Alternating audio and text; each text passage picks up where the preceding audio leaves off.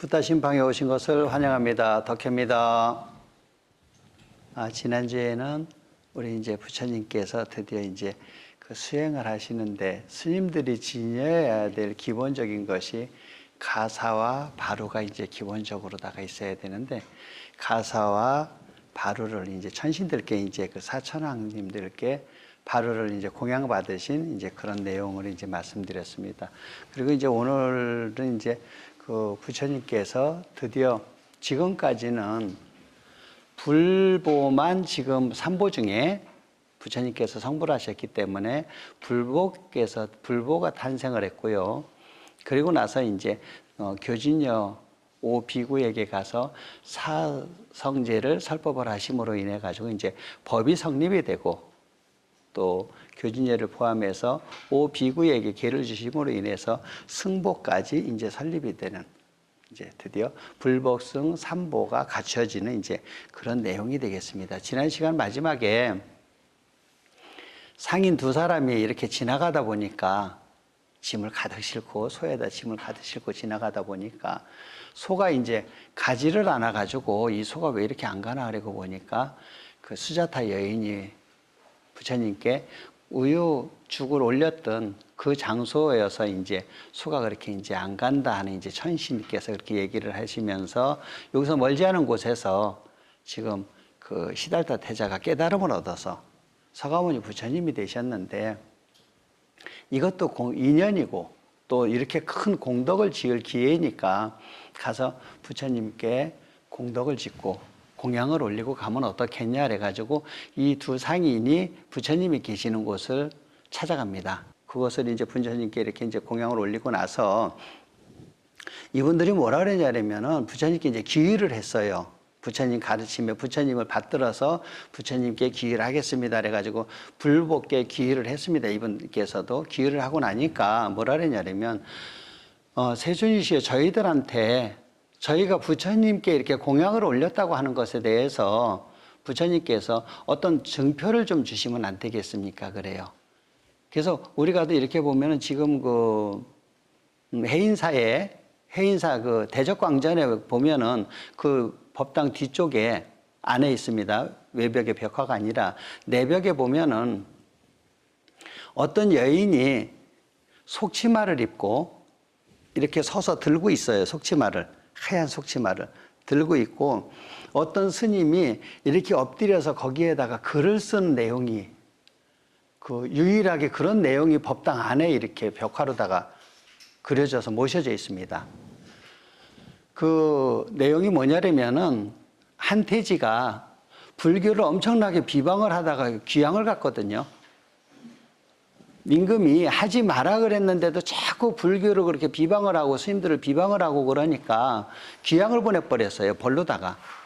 그래가지고 귀양을 가서 있는데 거기 충령봉이라고 하는 아주 그 산봉우리에 수행을 잘하고 계시는 스님이, 도가 엄청나게 높으신 스님이 한 분이 이제 계신다고 하니까 분풀이를 하고 싶은 거예요. 자기가 불교를 비방을 하다가 귀양을 갔으니까 이제 분풀이를 하고 싶은 마음에 그 주변에서 이제 그 살고 있는 기녀 중에서 홍련이라고 하는 이제 기녀가 있었는데 그 홍련이를 보내요. 한태지가 보내면서 뭐라 그랬냐면은 저기서 도를 닦고 있는 그야말로 저 중을 파괴를 못 시키면은 너를 내가 죽여버리겠다 그래. 그러면서 명을 주어서 올려보내요. 충령봉으로다가. 근데 그 홍련이가 올라가서 이렇게 보니까 스님이 수행을 하시는 모습이 너무 고고한 거예요. 감히 자기 자신이 스님을 이렇게 파괴를 시킬 정도로다가 그럴 저기가 안 되는 거예요. 그래가지고 스님한테 너무 그 모습에 매료가 돼요. 근데 인물도 아마 나만큼 좋았던 모양이라 이제 인정 안 해요. 어쨌든 이제 그렇게 수행을 잘 하시고 그러다 보니까 매료가 돼가지고 고백을 해요. 사실은 내가 한태지의 명을 받고 온 스님을 파괴시키러 온 기녀인데 도저히 자기가 스님을 파괴를 시켜서는 안 될 것 같아서 자기가 차라리 내려가서 죽겠습니다 그래. 그러니까 내려보내면 죽는 거 아니에요.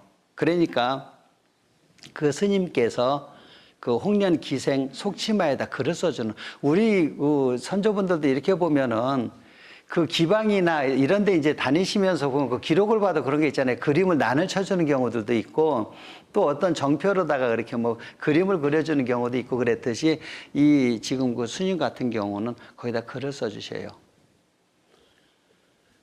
불화 10년 충령봉이라 해가지고 내가 10년 동안 이 충령봉에서 살면서 내려가지를 않고 살았는데 그동안에 살면서 내가 뭐를 했냐면은 색이라고 하는 것을 관을 했는데 색이라고 하는 것을 관을 하고 나서 보니까는 색 즉시 공이더라. 색이라고 하는 것이 역시 공한 것이더라. 그래서 그 육엽을 육조 스님부터 내려온 그 법맥, 육조 해능 스님서부터 내려온 그 법맥을 어찌 긍자, 긍타, 홍련 일점수하랴.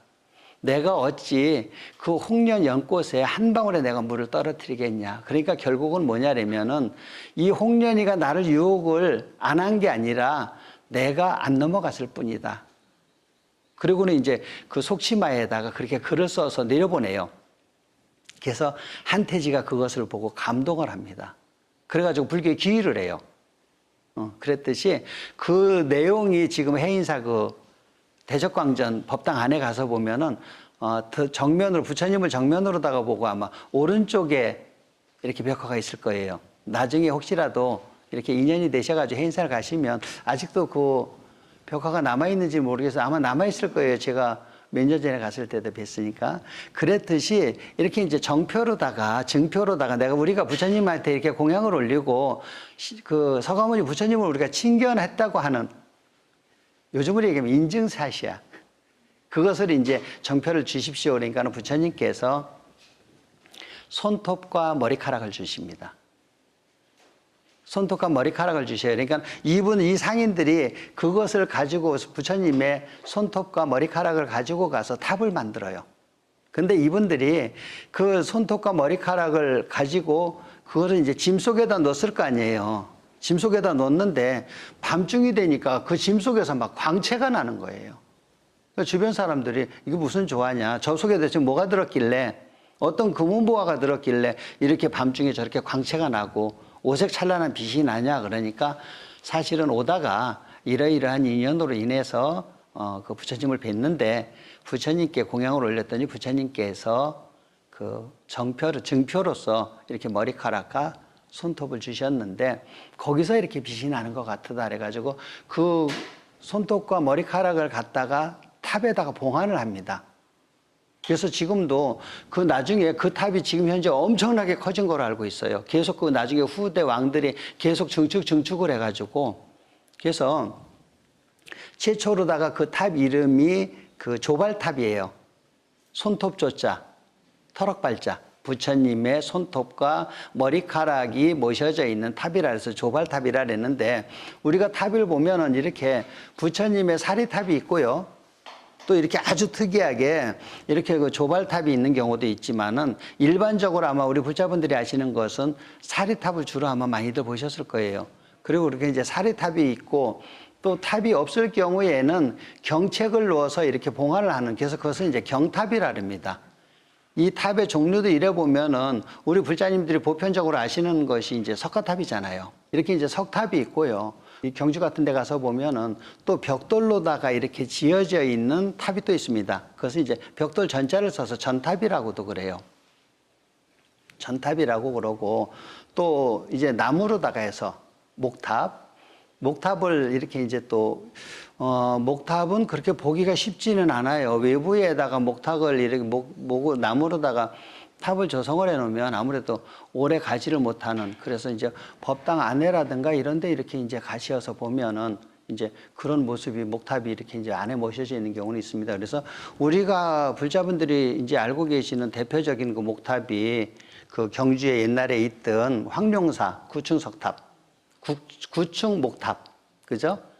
몽골군이 들어와가지고 지금 이제 그 불에 타서 흔적만 이래 남아있는데 그 터라든가 그런 것을 봤을 때 어마어마하게 큰 그런 탑 자리가 지금 이렇게 이제 남아있습니다.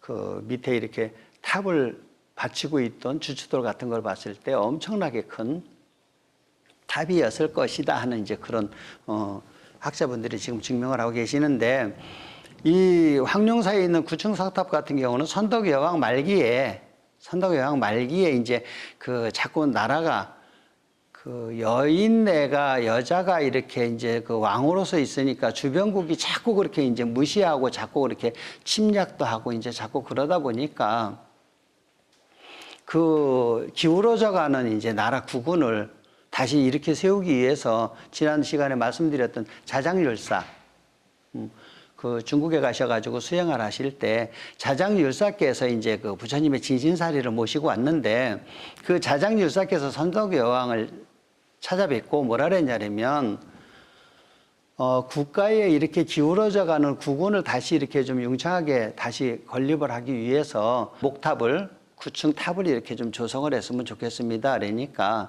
그 이유가 뭐냐, 왜 하필이면 구층이냐.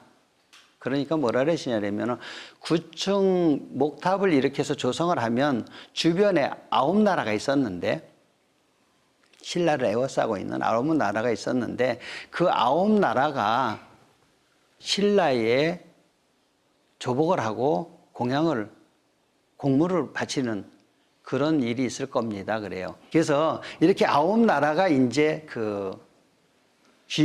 귀속이 되기를 발언하는, 공양물을 바치고 조복을 하기를 발언하는 그런 의미에서 이렇게 구층탑을 세우려고 합니다. 그래. 그래서 아까 말씀드렸듯이 이 두 상인이 부처님의 머리카락과 손톱을 가지고 가서 탑을 세웠다 그랬잖아요. 그래서 그때 당시에, 지금도 이제 그런 그 풍습이 좀 남아 있습니다만은, 그 남방불교 쪽에서 수행자들이 이렇게 다니실 때 보면은 짐 속에다가, 바랑에다가, 걸망에다가 그 작은 탑을, 제가 이렇게 이런 식으로다가 이렇게 작은 탑을 그렇게 걸망에다 이렇게 넣어가지고 다니는, 그러니까 아무래도 이렇게 이제 걸망에다가 이런 탑을 모시고 다니려면은 아무래도 이 재질 자체가 깨진다든지 훼손이 돼서는 이제 안 되는 그런 재질을 쓰다 보니까 주로 이렇게 이제 이 철로다가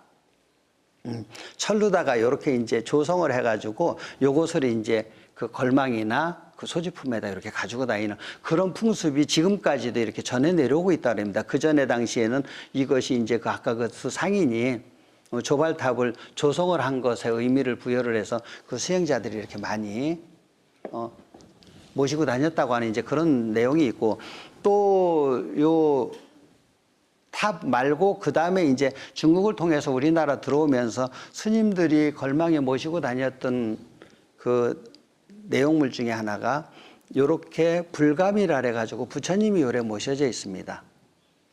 요 불감에 보면은 가슴에 이렇게 절만자가, 지난번에 제가 절만자에 대해서 이렇게 설명을 해드렸어요. 그리고 이제 그 포엘이라고 해가지고 L자가 4개가 합쳐진 그런 생명, 라이트 빛, 그 다음에 그 러브, 사랑이라고 하는, 그리고 해탈이라고 하는 자유, 리버티, 그것에 대해서 지난번에 말씀을 드렸습니다만은, 그랬듯이 이렇게 부처님이 본존불이 이제 아미타 부처님이 계시고, 좌우에 보면은 그 관세음보살님하고 대세지 보살님이 이렇게 모셔져서, 그래서 이렇게 딱 닫으면 이렇게 동그랗게 원자로 같이 생겼죠, 요즘. 그래서 그 지난 시간에 제가 바루에 대해서 말씀을 드렸잖아요. 지난 시간에 그 바루에 대해서 이렇게 설명을 해드렸는데, 그 바루 중에서도 보면은 어시바루라고 그래가지고, 바루 중에 하나는 스님들이 이제 공양을, 우리 불자분들께서 템플스테이 가시고 그러면은 그 밥 공양 있죠. 2번째 작은 그릇이에요. 두 번째 큰 그릇. 2번째 큰 그릇에다가 거기다가 이제 밥을 이렇게 담거든요. 그걸 어시바루라고 그래요. 근데 그 어시바루에는, 다른 바루는 스님들이 공양을 하시면서 입을 댈 수가 있습니다. 근데 그 어시바루에는 절대 입을 못 대게 돼 있어요. 그 이유가 뭐냐면, 스님들께서 이렇게 만행을 하시다가 저녁에 이제 그 공양을 이렇게 잡수시기 전에, 스님들께서 저녁 공양을 하시기 전에 어시바루에다가 음식을 담아가지고 불감을 이렇게 펼쳐놓고 그 앞에다가 어시바루에 담긴 공양물을 올리고 부처님, 그러니까 맞이그릇이에요.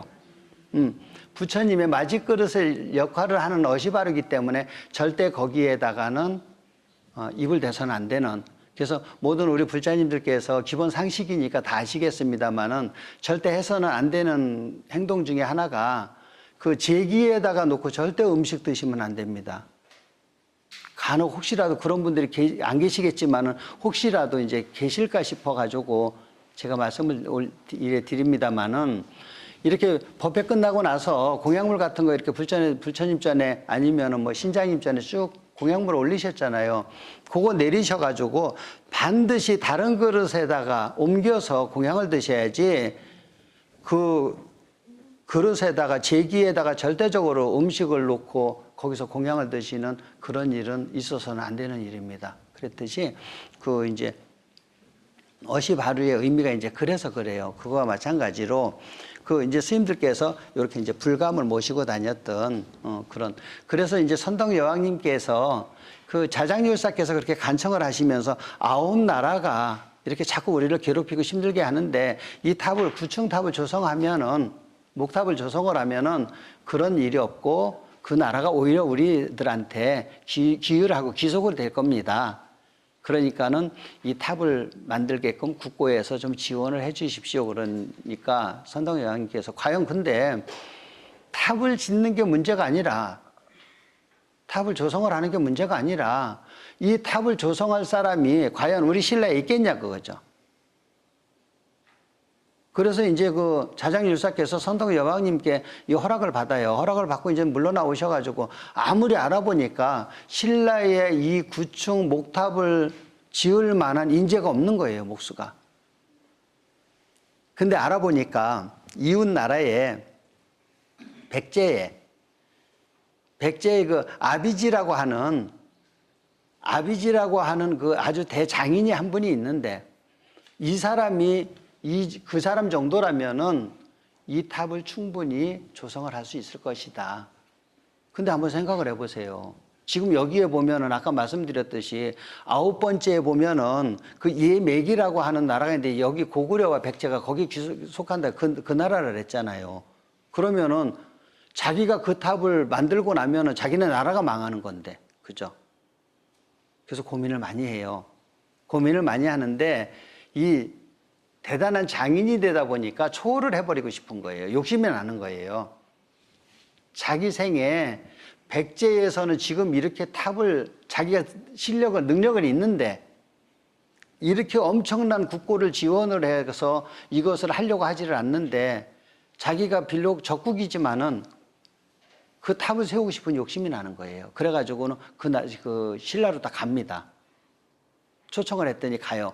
가가지고 이제 이 터를 다 닦아놓고 나무를 다 다듬어서 기둥을 하나를 딱 세워놨어요. 이제 첫 번째 기둥을 세웠는데 세우고 나서 그날 저녁에 꿈을 꾸는데 자기네 나라가 불바다가 돼버린 거예요. 나라가 엉망이 돼버린 거예요. 불바다가 되기도 하고 막 물에 다 쓸려 나가기도 하고 그리고 자기 가족들이 막 불에 타 죽기도 하고 갖은 그 힘든 일을 다 겪는 그 지옥고를 겪는 그런 꿈을 꾼 거예요, 이분이.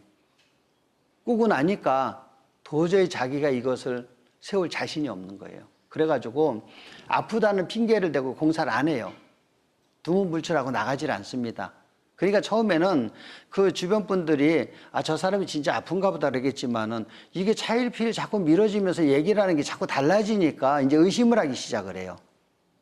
그래서 저 아비지가 변절을 한 것이 아닌가 이제 의심을 하기 시작을 해요. 그래서 아비지가 생각을 했을 때에 내가 여기서 이렇게 계속 시간만 끌다가는 내가 여기서 죽임을 당할 것 같다. 여기 살면서 이것을 안 만들 수는 없고 그러니까 자기가 몰래 도망을 가자.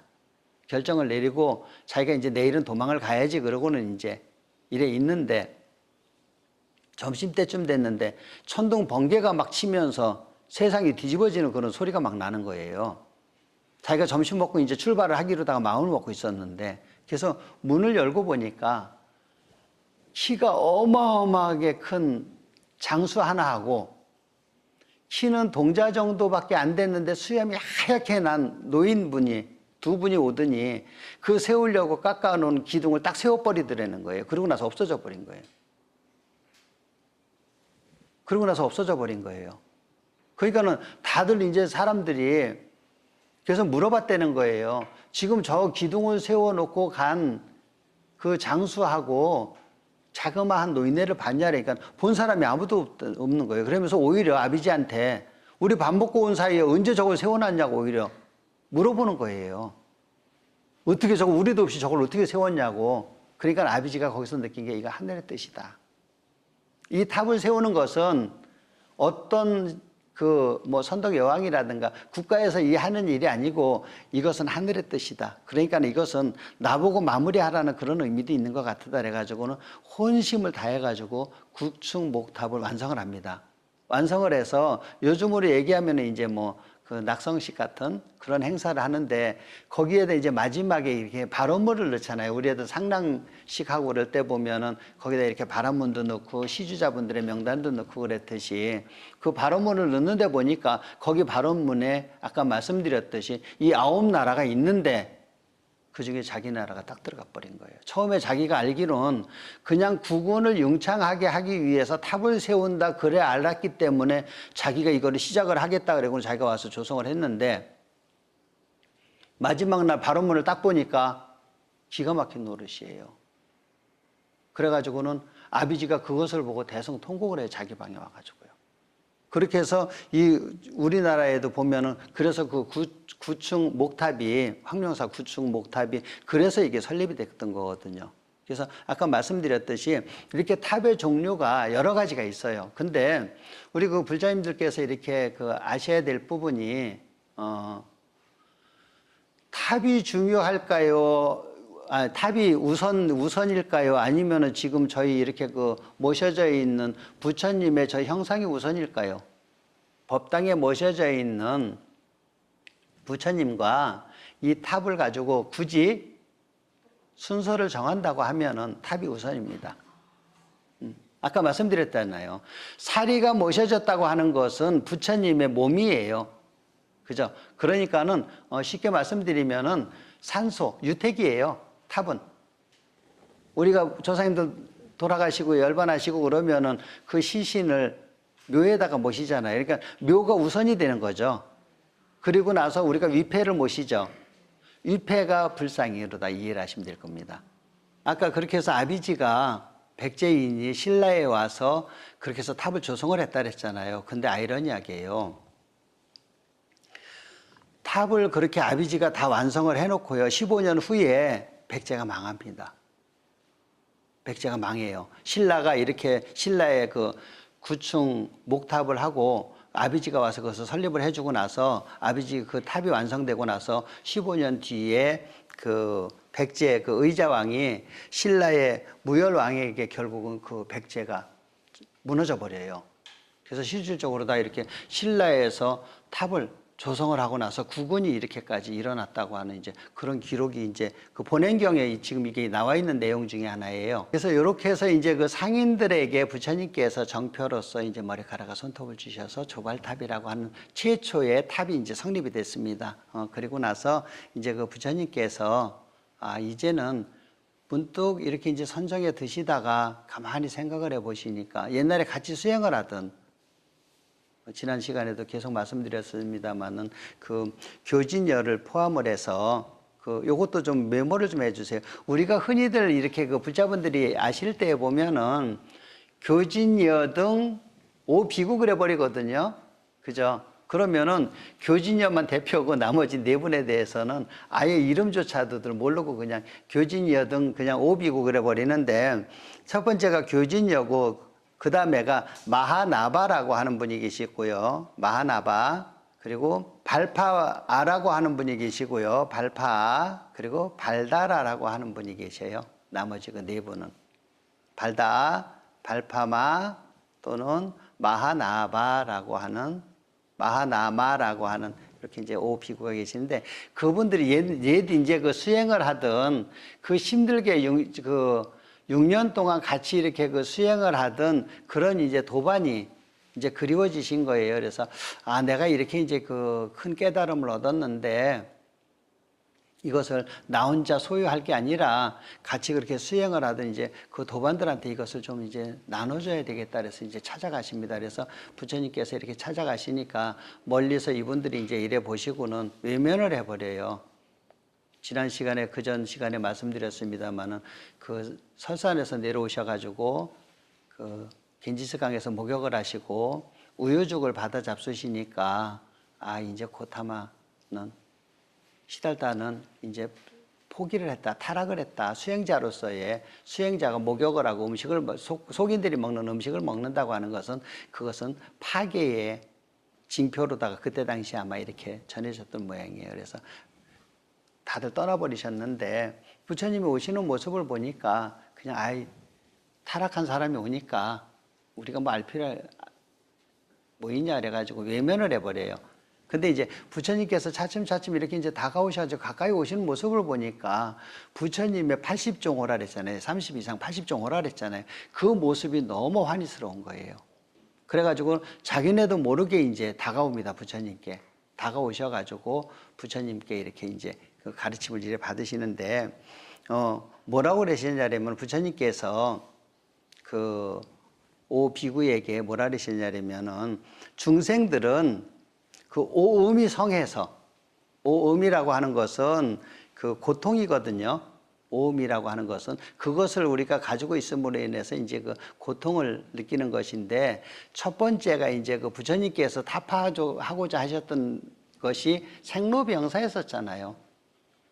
그 사대문을 이렇게 나가 보시고 나서 그 병자와 또는 아니면 돌아가신 분, 노인이라든가 이런 모습을 보고 어떻게 하면 저 생로병사를 벗어날 수 있겠는가 거기 고민을 하시다가 출가를 하셔가지고 수행을 하셨듯이 그것이 있고, 그 다음에가 이제 애별이고라.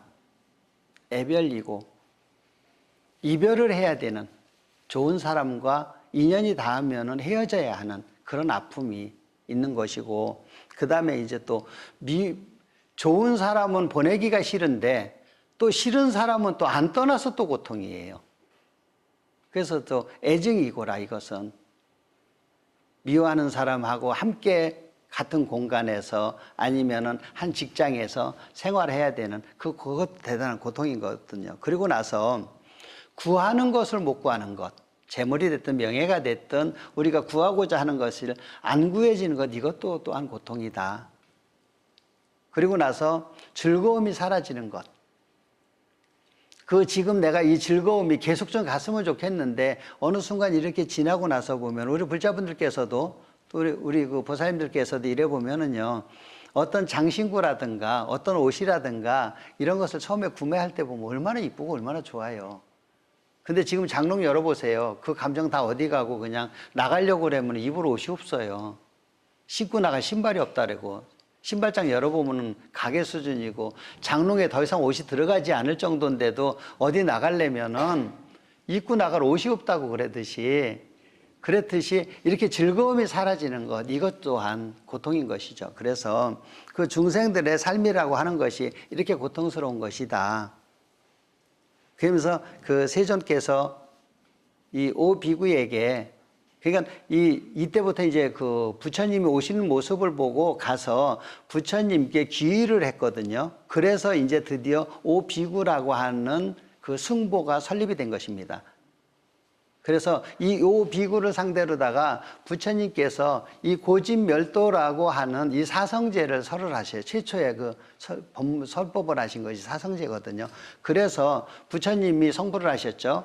고진멸도 사성제에 대해서 그 설법을 하셨잖아요. 그래서 법이 갖춰졌습니다. 그리고 나서 아까 말씀드렸듯이 오비구가 탄생을 했기 때문에 드디어 이제 불법승 삼보라고 하는 이 교단이 완벽하게 이제 이루어진 것이거든요. 그래서 이 부처님께서 오비구에게 물어보기를 뭐라 그랬냐면은 색수상행식 오온이라고 하는 것이 항상 하냐, 항상 하지 아니하냐. 그리고 여쭤보셨고요. 또 그것이 고통이냐, 고통이 아니냐. 또 그것이 공한 것이냐, 공하지 아니한 것이냐. 그리고 여쭤보십니다. 그러니까는 그 오비구께서 뭐라 그러셨냐면은 세존이시여. 그 색수상 행식이라고 하는 것은 무상한 것이며 저희들이 느꼈을 때 무상한 것이고 또한 괴로움이며 그것은 고통입니다. 저희들이. 그러니까 이것에 대해서 타파하고 할 수 있는 이것을 깰 수 있는 법을 저희들에게 설법을 해 주십시오. 그리고 이제 부처님께 이렇게 설법을 요청을 합니다. 그래서 여기서 이제 그 사성제라고 하는 것이 이렇게 이제 시작이 된 것입니다. 그러니까 부처님께서 이렇게 이제 설법을 하시려고 이제 말씀을 이래 하시니까 모든 천신과 지신과 모든 신들이 부처님께 오셔가지고 찬탄을 해요. 거룩하고 대단한 성자이십니다. 그러면서 찬탄을 하셔요. 그래서 오늘 드디어 부처님께서 이 미묘한 법이라고 하는 법륜을 드디어 굴리기 시작을 하셨다. 우리가 왜 법륜 마크 그러잖아요. 저희 그 해천사에도 보면은 그 용마루 밑에 제가 그 단청하시는 분한테 특별히 부탁을 드려가지고 길상초를 바닥에다가 깔아가지고 법륜 마크를 이렇게 그려놨잖아요. 그래서 법륜이라고 하는 게 바퀴를 의미를 해요. 그래서 지난 시간에도 제가 말씀을 드렸습니다만은 그 우리 부처님께서 이미 옛날에 자동차를 개발을 하셨어요. 그 우리 불자분들 외국 가셔서 보시면 부처님 발바닥에 바퀴 2개 있는 거 보셨죠? 부처님이 누워 계시는 그 와상에 보면 발바닥에 바퀴가 2개 있거든요. 그 앞쪽에 하나 있고 뒤쪽에 하나 있고, 그러면 오른쪽에 2개, 왼쪽에 2개, 바퀴 4개. 자동차 타고 다니셨어요, 이미. 그랬듯이 드디어 이제 이 법륜이라고 하는 것을 부처님께서 굴리기 시작을 하셨습니다. 그러면서 그 부처님께서 드디어 이 오비구에게 기회를 주십니다. 그래서 오늘 이 자리에 참석하신 우리 불자분들과 지금 이 방송을 보고 계시는 저희 불자분들님들께 우선 먼저 3기의 기회를 설하겠습니다. 본래 이제 3기의 기회를 받으시고 나서, 그리고 나서 우리 불자분들께서 좀 더 공부를 하시고 수행을 하신 다음에 5계를 받으시는 거거든요. 그래서 오늘 이렇게 아마 방송으로다가 또는 시청자분들과 또 이렇게 저희 해천사 법당에 이렇게 모이신 우리 불자분들과 동시에 이렇게 아마 3기의 기회를 받는 일은 아마 제가 알기로는 없었을 겁니다. 먼저 합장해 주십시오. 제가 여쭤보면은 대답을 하시면 됩니다. 3기의 기회를 먼저 설하겠습니다. 지금 설법을 보고 듣고 계시는 여러 불자님들은 거룩하신 부처님께 기회합니까? 기회합니까? 기회합니까? 지금 대답을 하신 청신사, 청신녀 분들께서는 본인은 물론 남을 시켜서도 부처님 불상을 훼손을 하거나 그 비방을 해서는 안 될 것입니다. 지키겠습니까? 지키겠습니까? 지키겠습니까? 지금 우리 청신사, 청신녀 분들께서는 거룩하신 부처님께 기회하였습니다. 지금 이 설법을 보고 듣고 계시는 우리 청신사, 청신녀 분들께서는 거룩하신 부처님 가르침에 기회합니까? 기회합니까? 기회합니까? 지금 대답을 하신 우리 청신사, 청신녀 분들께서는 본인은 물론 남을 시켜서라도 부처님의 거룩한 가르침이신 경전을 함부로 훼손을 한다든지 함부로 대해서는 아니 될 것입니다. 항상 받들어 봉행을 해야 할 것입니다. 따르겠습니까? 따르겠습니까? 따르겠습니까? 지금 대답을 하신 청신사, 청신녀 여러분들께서는 부처님의 거룩하신 가르침인 법보에 기회를 하였습니다. 지금 이 설법을 듣고 보고 계시는 청신사, 청신녀 분들께서는 거룩하신 스님들께 기회합니까? 기회합니까? 기회합니까? 지금 대답을 하신 우리 청신사, 청신녀 분들께서는 본인은 물론 남을 시켜서라도 거룩하신 스님들을 비방을 하거나 스님들의 어떤 그런 안 좋은 말을 해서는 아니 될 것입니다. 따르겠습니까? 따르겠습니다. 따르겠습니까? 따르겠습니다. 따르겠습니까? 따르겠습니다. 이로써 지금 대답을 하신 우리 청신사, 청신녀분들께서는 부처님의 가르치신 부처님과 불이신 부처님과 법이신 가르침과 그 수행을 하고 계시는 제자이신 스님들께 기회를 하였습니다. 축하합니다. 이로써 이제 불법성 삼보가 설립이 되었고요. 또 법이라고 하는 것은 약과 같아서, 훌륭한 약과 같아서 누구든지 먹으면, 그 약을 복용을 하면 만병통치약이기 때문에 누구든지 먹으면 그 병이 낫지 아니하는 사람이 단 한 사람도 없습니다. 근데 그 약이라고 하는 것을 몸이 아프지 않은 사람은 약을 필요치가 않지 않습니까? 그죠? 약이 필요치 않지만 몸이 아프지 않은 사람이 어디 있겠습니까? 그랬듯이. 근데 이렇게 훌륭한 이 약을 부처님께서 만들어 놓으셨는데 이것을 먹고 안 먹고는 본인들이 알아서 해야 됩니다. 지금 이제 우리 그 부처님께서 드디어 이제 그 법이라고 하는 것을 설하셨고 승단을 만드셨습니다. 그래서 이 법에는 사과가 있는데요. 사과가 있는데 교가 있고 리가 있고 행이 있고 과가 있습니다. 그래서 우리 불자님들께서 개정의 사막 얘기는 많이 들어보셨을 거예요. 이 개정의 사막이 지금 말씀드린 교, 리, 행, 과 중에서 행에 속해요. 개정의 사막이라고 하는 것은. 그래서 이것은 또 거의 비슷한 내용이 뭐가 있냐면은 우리 그 불자분들 다 아시지만은 신해행 증득이라고 하는 믿을 신자, 알해자, 행할 행자, 증득이라고 하는 그것이 이제 과와 이제 그렇게 이제 같은 그런 이제 내용이 되겠습니다.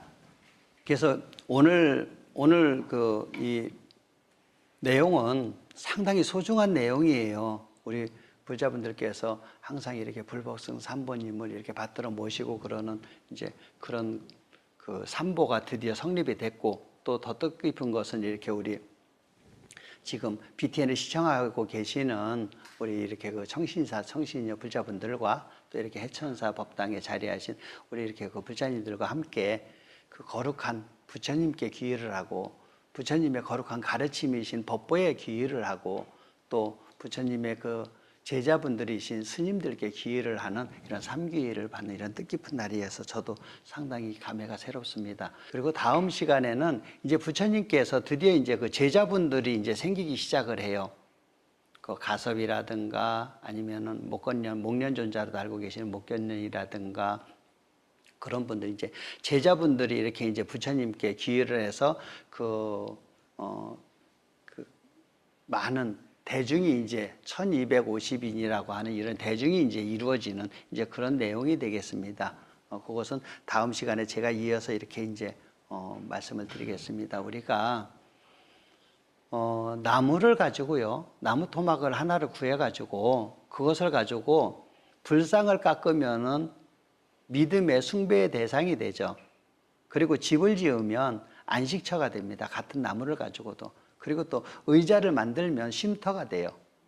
또 그것을 가지고 땔감으로다가 쓰면은 추위를 쫓고 음식을 조리하는 그런 도구가 됩니다. 마찬가지로 우리가 마음이라고 하는 것도 나무와 마찬가지입니다. 우리가 마음이라고 하는 것을 어떻게 쓰느냐에 따라서 고귀한 마음이 될 수도 있는 것이고 또 마음이라고 하는 것을 잘못 쓰면은 아까 말씀드렸듯이 나무를 몽둥이로다가 만들면은요 흉기가 돼버립니다. 마찬가지로 우리가 마음이라고 하는 것이 잘못 쓰면 다른 사람을 아프게 하고 다른 사람을 힘들게 하고 또 내 자신이 사실은 제일 먼저 힘듭니다. 최고 힘든 것이 남을 미워하는 거예요. 남을 미워하기 전에 내가 더 힘들어지는 거거든요. 그랬듯이 그 마음이라고 하는 것이 나무와 같기 때문에 우리 불자분들께서는 그 마음이라고 하는 것을 잘 단속을 하셔가지고 절대적으로다가 그런 흉기가 돼서는 안 되고 최소한도 그 마음이라고 하는 것을 가지고 주변을 내 자신을 그런 극락정토로 만드는 그런 도구로 사용을 하셨으면 싶습니다. 우리 모두 불자분들 열심히 정진하시고 오늘 하루도 행복한 하루가 되시길 바라겠습니다. 고맙습니다.